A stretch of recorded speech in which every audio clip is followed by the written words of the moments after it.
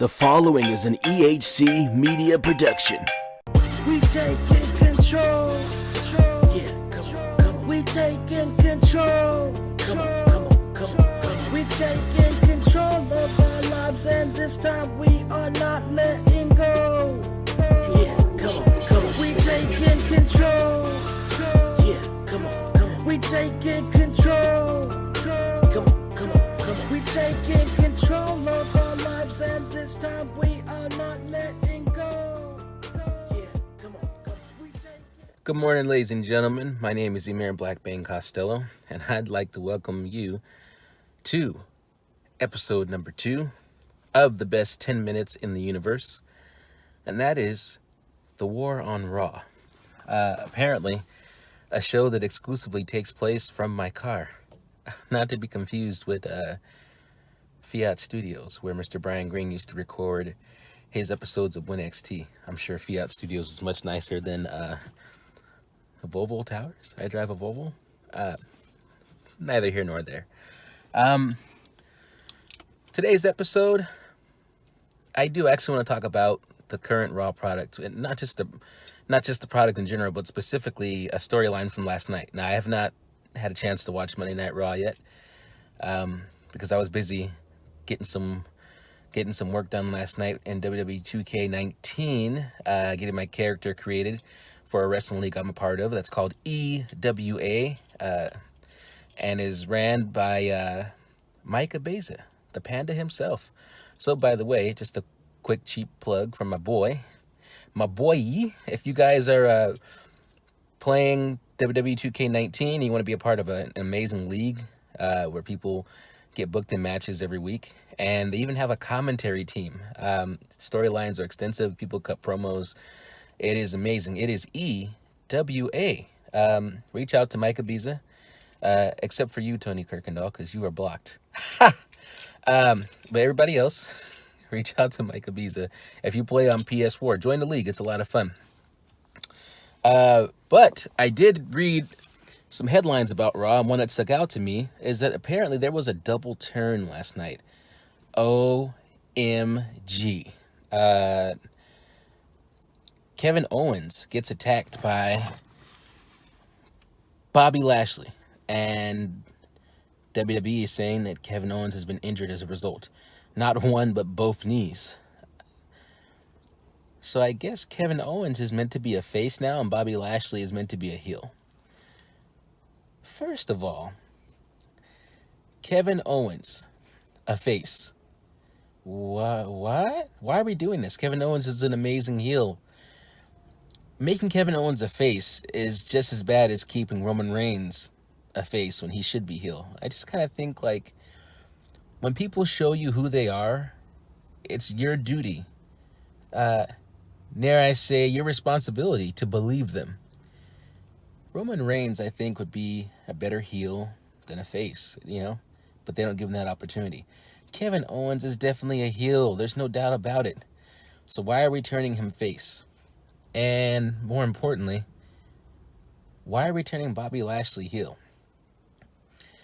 This episode isn't even about Kevin Owens and about the fact that I think the idea of him being turned face is ridiculous, but I'll just let that sit right there, and you can do with it what you may.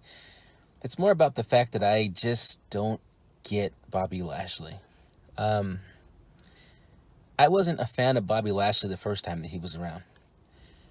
And when he came back this time, a lot of people were saying, man, you don't get it because you don't watch Impact, baby. By the way, Impact, their pay-per-view, I don't even know what the pay-per-view is called.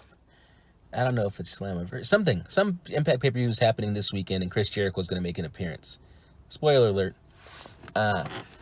Anyways, I don't watch Impact. Everybody's like, dude, you don't get it. Bobby Lashley, great guy now. I mean, like, his character is insane, and the wrestling has improved, and blah, blah, blah. And I went, all right.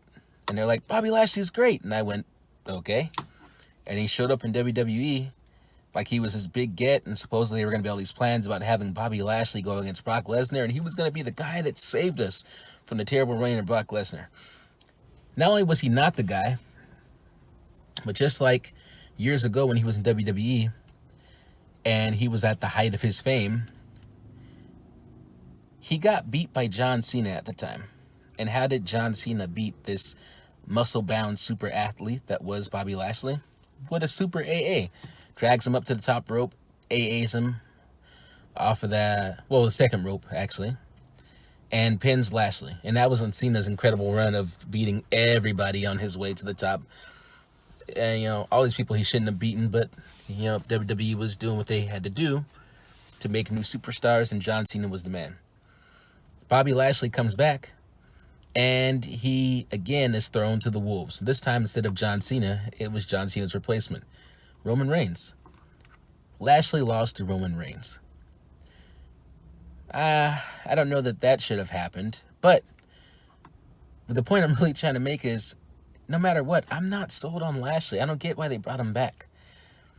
Bobby Lashley, I can't even make the case that he looks great, because some people have such an excess of muscle that it starts to look, it's not a good look. There's such thing as having too much muscle.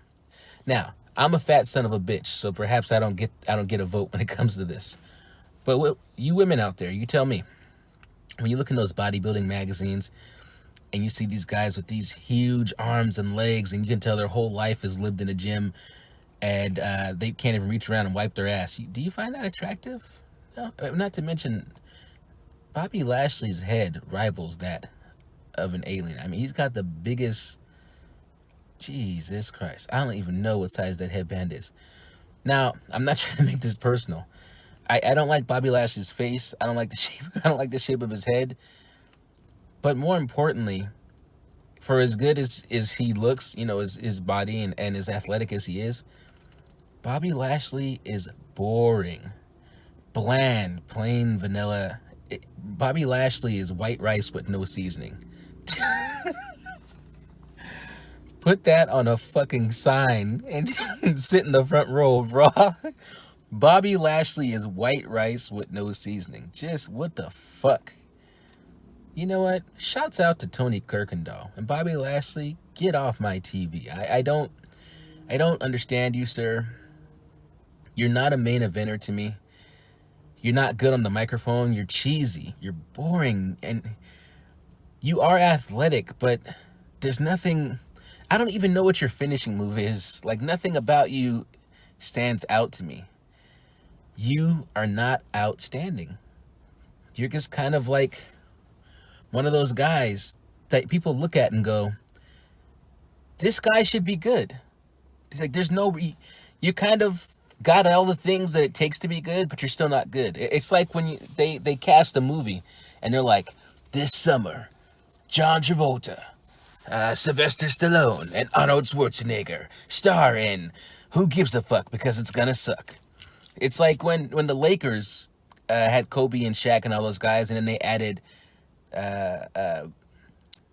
Karl Malone and was it Gary Payton, and people went like, they can't lose. Look who they got. Look at all these amazing talented guys. There's no way they can lose. But you know what? Sometimes having all the right ingredients, things still just don't work out. Sometimes you can have a plate of food in front of you and it looks amazing. It's like, oh my God, all my favorite things on one plate. And you take a bite and you're just kind of like, just as kind of like eating white rice with no seasoning. Bobby Lashley, you are white rice with no seasoning, sir. So I don't get why they brought Bobby back. I don't get all the false stories of him going against Brock Lesnar in some sort of like mixed martial arts showdown. He has no personality, and now you put Leo Rush around him to try to enhance him because what? I mean, I think they're trying to now make him the black Brock Lesnar. Because Brock can't talk. First of all, Brock screams like a bitch. Now, I wouldn't say that to Brock's face because he could fuck me up. I get it. But we've all heard Brock scream. "Whoa!" Right? It's like, whoa, man. Shouldn't you have a little bit more manlier scream based on the fact that you have... I don't know. It's insane. So they got Leo Rush with Bobby Lashley because Bobby Lashley has no personality. And Leo Rush is a fucking jerk who can talk. You put a microphone in his hand, He's going to either entertain you or piss you off. And according to WWE, whether you get a good reaction or a bad reaction, as long as the fans are reacting, it's good. They don't want Bobby Lashley talking anymore. So we now have the Black Brock Lesnar and the Black Paul Heyman in the absence of the actual Brock Lesnar and Paul Heyman. Is it going to work? I don't think so. Bobby Lashley, you are severely disappointing. You have been as a face. I've never seen you as a heel. I don't know. I don't even want to reserve judgment. I guess I have to. But I'm coming down to the last 5 seconds of the best 10 minutes in the universe, and I will sign off by saying, Bobby Lashley, you, sir, are plain rice with no seasoning. Goodbye.